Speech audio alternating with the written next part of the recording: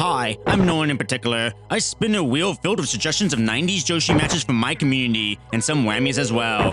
Today's matchup is Sakie Hasegawa versus Dynamite Kansai at Wrestle Queendom 2 in 1994, in what is best described as a boss battle. Let's check the tape.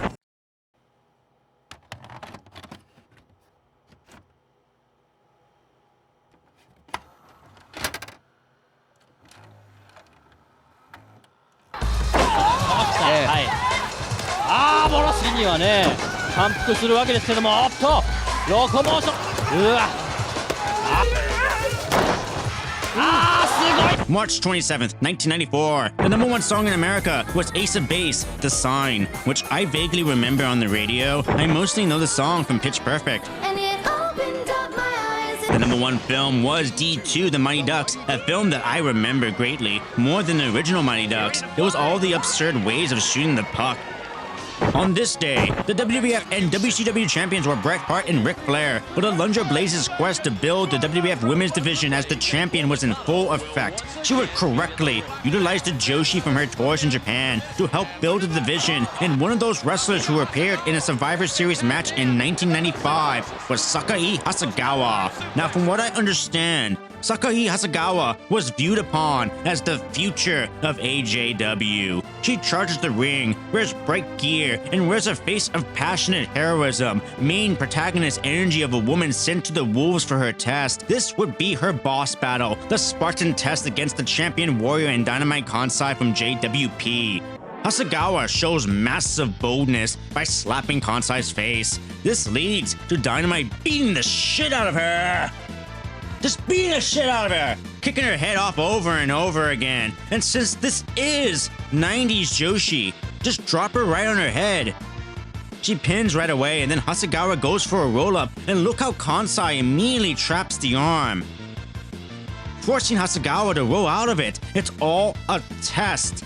Find a way out of the pain, go for openings, get punished by the stronger woman. It's very boss battle. Their strategy and the skill gap is noticeable for now.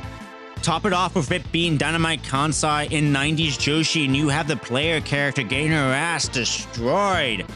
But every time, Hasegawa finds her way out not through biting or violence, but wrestling. She wrestles out of situations and lands passionate moves with extreme fury, making every move count in this match against Dynamite Kansai. You have to, otherwise she'll trap you and punish you heavily, just like a video game boss. If you mess up, the punishment is severe. Hasegawa has to take advantage of every chance she can. Instead of a clean rope break, she takes the chance to strike the head and immediately goes ham on her. Now Kansai has to take this match cautiously. Hasegawa is far more dangerous to allow for openings. Back to wrestling, but Hasegawa is a skilled mat wrestler and is able to counter someone stronger than her. Kansai may have explosive power, but Hasegawa is quicker. She can leap, she can kick, she has ground game, and every time Dynamite regains control, Hasegawa finds a way out using technique. It's brilliant. This is an era where chaos and stubbornness is the logic, but this is a calm, very modern encounter even. She has these signature kicks that she delivers with deadly force. Kansai tanks these kicks straight to the head, and now it stops feeling like a boss battle as Hasegawa begins to land move after move, gaining momentum until she makes a fatal mistake. Yet still this match feels equal. Sakie Hasegawa has a genuine shot at delivering major damage to Dynamite until this very kick. Straight evil. Straight evil. Then the rest of the match is just death by kick. Hasegawa tries to power up after one, but is knocked down. She tries for one last sleeper, but oh, damn. A backdrop driver ends this, but nope. Dynamite Kansai is both making a point for JWP and giving Sakie Hasegawa respect by hitting her finisher, the Splash Mountain Bomb, to fold over Hasegawa for the win. You can see afterwards Dynamite Kansai massaging the neck of Hasegawa and showing respect for the fight. Sakie Hasegawa was primed to be the future ace of AJW. She would even portray the cross-promotional manga character Blizzard Yuki.